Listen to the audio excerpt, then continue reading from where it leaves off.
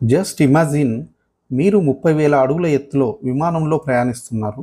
కాసేపు నిద్రపోయి కళ్ళు తెరిచి చూసేసరికి పక్కనే ఉన్న మీ పాప 6 ఇయర్స్ పాప లేదు. లేదు అంటే అసలు ఫ్లైట్‌లోనే లేదు. అది కూడా గాల్లో ప్రయాణిస్తున్నప్పుడు. ఏమైనట్టు? ఏ రైలో, ఏ బస్సో అయితే దూకేసిందనుకోవచ్చు. మరి ఫ్లైట్‌లో అయితే ఎక్కడికి పోయినట్టు? ఫ్లైట్ అంతా వెతికినా కనపడకపోతే ఏంటి మీ పరిస్థితి? ఊహించుకుంటేనే టెన్షన్ పుడుతుంది కదా! అదే ఈ సినిమాలో ఒక మదర్ యొక్క విషాదకర పరిస్థితి. గాయ్స్, ఈ సినిమా స్టోరీని డీటెయిల్‌గా తెలుసుకునే ముందు ఈ వీడియోకి ఒక లైక్ కొట్టి సినిమా స్టోరీ ఛానల్‌ని సబ్స్క్రైబ్ చేయండి. ఇక ఇప్పుడు మనం కథలోకి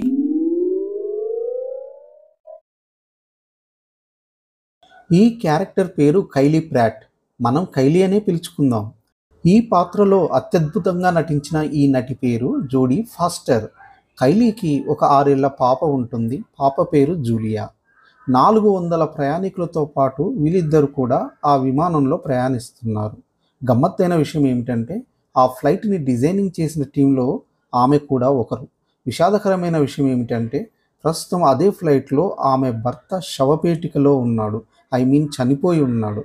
అతను బెర్లిన్‌లో ఒక బిల్డింగ్ మీద నుంచి పడిపోయి చనిపోయాడు. ప్రస్తుతం ఆయన డెడ్ బాడీని శవపేటికలో తీసుకొని న్యూయార్క్ వెళ్తోంది కైలీ. పాపకు తెలియకుండా తనలోని బాధని మేనేజ్ చేస్తుంటుంది. ఆందోళన తగ్గడానికి టాబ్లెట్స్ కూడా వేసుకుంటుంది. అది ప్రస్తుతం ఆమె ఉన్న మానసిక పరిస్థితి. అయితే ఇక్కడ ఏం జరుగుతుందంటే చివరి సీట్లు ఎంప్టీగా ఉండడం చూసి కైలీ తన కూతుర్ని తీసుకొని వెళ్ళి 2 టాబ్లెట్లు వేసుకొని అక్కడ రిలాక్స్ అవుతుంది. అలాగే నిద్రపోతుంది. కాసేపటికి మెలకువ వచ్చి కళ్ళు తెరిచి చూస్తే అప్పటిదాకా పక్కనున్న పాప ఇప్పుడు లేదు. వేరే సీట్ దగ్గర ఉన్నదేమో అని ముందుకెళ్ళి వెతుకుతుంది. లేదు. సీట్ల కింద వెతుకుతుంది. లేదు. టాయిలెట్స్‌లో వెతుకుతుంది. ఎక్కడా కనిపించదు. టెన్షన్ స్టార్ట్ అవుతుంది. మిగతా ప్యాసింజర్స్‌ని అడిగితే మేం చూడలేదు అని అంటారు. Of course it's natural. ఎవరి గోల వాళ్ళది. కైలీ పైలట్ వాళ్ళ క్యాబిన్ కూడా వెతుకుతుంది. పైలట్ కోప్పడతాడు. చాలాసేపటి నుంచి ఆమె టెన్షన్‌ని చూస్తున్న కార్సన్ మాత్రం హెల్ప్ చేయడానికి ప్రయత్నిస్తాడు. అతను ఎయిర్ మార్షల్ అధికారి. అంటే ఫ్లైట్‌లో భద్రతాపరమైన చర్యలు, నిర్ణయాలు తీసుకునే అధికారి.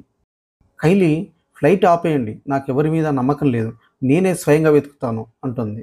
పైలట్ దానికి రూల్స్ ఒప్పుకోవు అంటాడు. అయినా డెస్పరేట్‌గా అతనితో పోట్లాడుతుంది. చివరికి పైలటే తగ్గి స్టాఫ్ చేత అంతా చెక్ చేయిస్తాడు. క్యాబిన్స్, స్టోరేజ్ రూమ్స్, ఇతర పార్ట్స్ అన్నీ వెతికిస్తాడు. హుహు. ఎక్కడా పాప ఉండదు. కైలీ నిస్సహాయంగా తిరిగి సీటు దగ్గరికి వస్తుంటే ప్రయాణికులందరూ వెటకారంగా ఆమెకి క్లాప్స్ కొడతారు. తమ టైం వృధా చేసిందని వాళ్ళ వెటకారం. పైలట్‌కి, కార్సన్‌కి హెల్ప్ చేయాలనే ఉంటుంది. కానీ నో యూజ్. ఎందుకంటే కైలీ దగ్గర పాప టికెట్ లేదు. పాప తీసుకుంది. అటు చూస్తే ప్రయాణికులు ఆ పాపని మేము చూడలేదంటున్నారు. స్టాఫ్ ఏమో ఇంకా పెద్ద ట్విస్ట్ ఇస్తారు. అసలు కైలీ ఫ్లైట్‌లోకి ఒంటరిగానే వచ్చింది. పక్కన పాప, గీప ఎవరూ లేరు అని అంటారు. కైలీ కోపాన్ని కంట్రోల్ చేసుకొని లేదు పాప ఉంది. కానీ ఏం జరిగిందో నాకు అర్థం కావట్లేదు. ప్లీజ్ అని ఏడుస్తుంది. అప్పుడు కెప్టెన్ ఏం చేస్తాడంటే ప్రయాణికుల మేనిఫెస్ట్‌ని తెప్పిస్తాడు.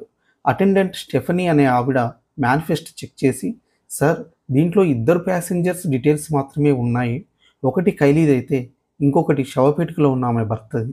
పాప వచ్చినట్టుగా మాత్రం ఏ డీటెయిల్స్ లేవు అని చెప్తుంది. కైలీకి ఇంకా పిచ్చి లేసినట్టు అవుతుంది. పైలట్ సెక్యూరిటీకి కాల్ చేసి వాళ్ళ సీసీ ఫుటేజీలో పాప ఉందేమో చూడమని చెప్తాడు. వాళ్ళు చెక్ చేసి పాప ఎక్కడా లేదే అని చెప్తారు. ఇంకో విషయం ఏమిటంటే హాస్పిటల్ వాళ్ళు ఇచ్చిన రిపోర్ట్ చూసాము. అందులో పాప తండ్రితో పాటే చనిపోయినట్టు రిపోర్ట్‌లో ఉన్నదని కూడా చెప్తారు. అక్కడ ఉన్న వాళ్ళందరూ షాక్ అవుతారు. కైలీ నో, నా పాప చనిపోవడం ఏంటి? ఇద్దరం కలిసే వచ్చాము. నా చెయ్యి పట్టుకునే ఎక్కింది. నా పక్కనే ఉంది. ఏం మాట్లాడుతున్నారు మీరు? అని ఏడుస్తూ పెద్దగా అరుస్తుంది. పైలట్ అడుగుతాడు, madam if you don't mind, మీరేమైనా మానసిక సమస్యతో బాధపడుతున్నారా? వాటికి రిలేటెడ్ మందులు ఏమన్నా వాడుతున్నారా అని. అతని ఉద్దేశం అర్థమై కైలీ ఏడుస్తుంది. ప్యానిక్ అవుతుంది. బట్ పాప ఇక్కడే ఇందులోనే ఉన్నదని గట్టి నమ్మకం. ఇక్కడ మీకు ఒక విషయం చెప్పాలి. దర్శకుడు సినిమా మొదటి సీన్లోనే కైలీ తన భర్త బతికే ఉన్నట్టుగా భ్రాంతికి లోనవుతుంటుందని ముందే షాట్ చూపిస్తాడు. ఇక ఎయిర్ మార్షల్ అధికారి అయిన కార్సన్ కైలీ యొక్క రియాక్షన్స్ని గమనించి చేతులకి బేడీలేసి సీట్లో కూర్చోబెడతాడు. అది తన డ్యూటీ మరి. కైలీకి పాప ఏమైందో అర్థం కాక పిచ్చెక్కిపోతుంటుంది. సంథింగ్ రాంగ్ అనిపిస్తుంటుంది. దుఃఖాన్ని ఆపుకుంటూ ఆలోచిస్తుంది. అప్పుడు విండో అద్దం మీద బయట ఉన్న మంచుకి ఒక హార్ట్ సింబల్ ఫామ్ అవ్వడం కనిపిస్తుంది. యాక్చువల్లీ పాప అక్కడ కూర్చొని ఆ అద్దం మీద వేలుతో హార్ట్ సింబల్ గీసింది. పాప లేకపోవడమే నిజమైతే ఇదెలా వచ్చింది అన్న ఆలోచన వస్తుంది. కరెక్టే కదా! సాలిడ్ పాయింట్ దొరికింది కైలీకి. కానీ వాళ్ళతో చెప్పదు. ఎందుకంటే వాళ్ళు తనని నమ్మట్లేదు. మెంటల్లీ ఇల్ అనుకుంటున్నారు. ఇంకేదో రాంగ్ థింగ్ జరుగుతోంది. తనే ఏదో ఒకటి చెయ్యాలి అనుకుంటుంది. ఒక్క విషయం మాత్రం ష్యూర్. ఏదో కాన్స్పైరసీ జరుగుతోంది. తన కూతురు ఉంది. ఇక్కడే ఉంది. ఈ ఫ్లైట్‌లోనే ఉంది. No doubt. తన పాలిట విలన్ ఎవడో గాని వాడు కూడా ఇందులోనే ఉన్నాడు. ఎవరు? తను బస చేసిన హోటల్‌లో ఎదురు రూమ్‌లోంచి అబ్జర్వ్ చేసిన రగ్డ్ వ్యక్తులా? కెప్టెనా? స్టాఫా? హైజాక్ చేసే టెర్రరిస్టులా? ప్యాసింజర్స్‌లో ఇంకెవరన్నానా? ఎవరో, ఎవరో ఉన్నారు అని ఆలోచిస్తుంటుంది. ఫ్లైట్ ల్యాండ్ అవుతుంది. ప్రయాణికులు దిగుతారు. కైలీని మాత్రం ఆపుతారు. చివరగా కెప్టెన్ వెళ్ళిపోతుంటే కైలీ పరిగెత్తి, కెప్టెన్ ప్లీజ్ ఒక్క అవకాశం ఇవ్వండి. ఈ ఫ్లైట్ నేను స్వయంగా వెతుకుతాను. నాకు ఎవ్రీ పార్ట్ తెలుసు. నా కూతురుతో తిరిగి వస్తాను. నన్ను నమ్మండి ప్లీజ్ అని వేడుకుంటుంది. అప్పుడు బాంబు లాంటి ఒక డైలాగ్ కెప్టెన్ అంటాడు. ఎనఫ్, ఇంకా చాలు. నువ్వు బ్లాక్మెయిల్ చేసిన $50 మిలియన్ నీకు ముట్టినాయి కదా, ఇంకెందుకు డ్రామాలు ఆడుతున్నావు అని. అంతే, మనకి ఫ్యూజులు ఎగిరిపోతాయి. మనకే కాదు, అది విన్న కైలీకి కూడా. షాక్ అవుతుంది తను. ఎందుకంటే తను అలాంటి మనిషి కాదు. ఏ డబ్బు డిమాండ్ చేయలేదు. అప్పుడు ఆమె మైండ్కి అంతా క్లియర్ అయిపోతుంది. ఎవ్రీథింగ్ క్లారిటీ వచ్చేసింది.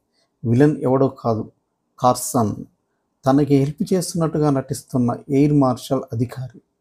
తనని పకడ్బందీగా ఫ్రేమ్ చేసి ఇరికించాడు. చాలా పెద్ద స్కెచ్ వేశాడు. ముందుగా తన పాపని కిడ్నాప్ చేశాడు. ఈ ఫ్లైట్లోనే ఎక్కడో రహస్యంగా బంధించాడు. తర్వాత తనని మెంటల్ డిస్టర్బెన్స్లో ఉన్నట్టు అందరికీ మిస్గైడ్ చేసి తను ఏం చెప్పినా వినకుండా చేశాడు. తను బాంబు పెట్టి $50 మిలియన్ బ్లాక్మెయిల్ చేసినట్టుగా పైలట్కి భయంకరమైన అబద్ధం చెప్పాడు. నమ్మించాడు. ఆ డబ్బుని తన సీక్రెట్ అకౌంట్లో వేయించుకున్నాడు. ఇప్పుడు ఫ్లైట్ దిగగానే FBI అధికారుల చేత తనని టెర్రరిస్ట్ అని చెప్పి అరెస్ట్ చేయించబోతున్నాడు. ఈలోపు ఫ్లైట్ని బ్లాస్ట్ చేస్తాడు. ఫ్లైట్లో ఉన్న తన పాప చనిపోతుంది. వాడు $50 మిలియన్ సొంతం చేసుకొని ఎస్కేప్ అవుతాడు.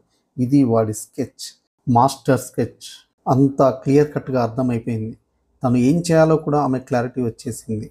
ఎస్, నేను టెర్రరిస్ట్ని. నేను చెప్పేదాకా ఎవరు నా దగ్గరికి రావడానికి వీల్లేదు అని తెలివిగా రివర్స్ గేర్లో ట్విస్ట్ ఇస్తుంది. డోర్ని లాక్ చేసి కార్సన్ని చితగ్గొడుతుంది. వాడి దగ్గర ఉన్న బాంబు రిమోట్ని తీసుకొని ఏవియోనిక్స్ అనే సెక్షన్ వైపు పరిగెత్తుతుంది. ఆ ఒక్క పార్ట్ వెతకకుండా మిస్లీడ్ చేశాడు కార్సన్. సో తన పాప అక్కడ ఉండే అవకాశం ఉంది అని అక్కడ పరిగెత్తుతుంది. మధ్యలో అటెండెంట్ స్టెఫనీ కూడా వస్తుంది. ఆమె కూడా కార్సన్తో చేయి కలిపిందని అర్థమవుతుంది. ఆమెను కొట్టి పరిగెత్తుతుంది కైలీ. ఏవియోనిక్స్కి వెళ్ళి చూస్తే ఆమె గెస్సింగ్ కరెక్ట్. ఫ్లైట్ డిజైన్ చేసిన టీంలో ఆమె కూడా ఉన్నది కాబట్టి ఆ భాగాన్ని కరెక్ట్గా అంచనా వేసింది. పాప అక్కడ ఉంది. మత్తు ఇంజెక్షన్ ఇచ్చి పడుకోబెట్టారు. పాప చుట్టూ డిటోనేటర్లు అంటే బాంబులు సెట్ చేసి పెట్టారు. కైలీ ఉద్వేగంగా పాపని గుండెలకు హత్తుకొని ఏడుస్తుంది. ఈలోపు ఇంజ్యూర్ అయ్యున్న కార్సన్ తిరిగి ఆమెను వెతుక్కుంటూ అటాక్ చేయడానికి వస్తాడు. కైలీ పాపని ఒక సేఫ్ ప్లేస్లో దాచిపెట్టి వాడితో వాదనకి దిగుతుంది. అక్కడ వాడిచ్చే ఇంకో పెద్ద ట్విస్ట్ ఏంటంటే ఆమె భర్త బిల్డింగ్ మీద నుంచి పడిపోయి చనిపోయాడు కదా, అది నిజానికి యాక్సిడెంటల్గా జరిగింది కాదు, వాడు చేసిన మర్డర్ అది. ఆ విషయం వాడు చెప్పగానే కైలీ ఇంకా తట్టుకోలేక వాడు అమర్చిన బాంబ్స్ని రిమోట్తో బ్లాస్ట్ చేస్తుంది. ఆ ఫ్లైట్ డిజైన్ తెలుసు కాబట్టి తను అండ్ పాప జాగ్రత్తగా సేఫ్ అవుతారు. ఆ తర్వాత కైలీ పాపని భుజానికి వేసుకొని బయటికి వస్తుంటే అందరూ షాక్గా చూస్తుంటారు. ముఖ్యంగా పైలట్. ఆమె మాటలు నమ్మనందుకు గిల్టీగా ఫీల్ అవుతాడు. వెటకారంగా చప్పట్లు కొట్టిన ప్రయాణికులు సైలెంట్గా మోగపోయి చూస్తుంటారు. వాళ్ళు చూస్తున్నది ఒక తల్లి యొక్క విజయం. ఎవరూ చప్పట్లు కొట్టలేదు. ఎందుకంటే తల్లికి ఏ చప్పట్లు అవసరం లేదు మరి. That's the movie flight plan 2005. Please watch it in OTT. ఈ కథ విన్నా సరే ఎక్కడ ఫీల్ మిస్ అవ్వరు. Thanks for watching my content. మీకు అనిపించిన ఏ ఫీలింగ్ అయినా సరే కామెంట్ చేయండి. నెక్స్ట్ ఇంకొక మంచి వీడియోతో వస్తాను. సో సబ్స్క్రైబ్ చేయని వాళ్ళు సబ్స్క్రైబ్ చేసుకోండి. Thank you. Bye bye.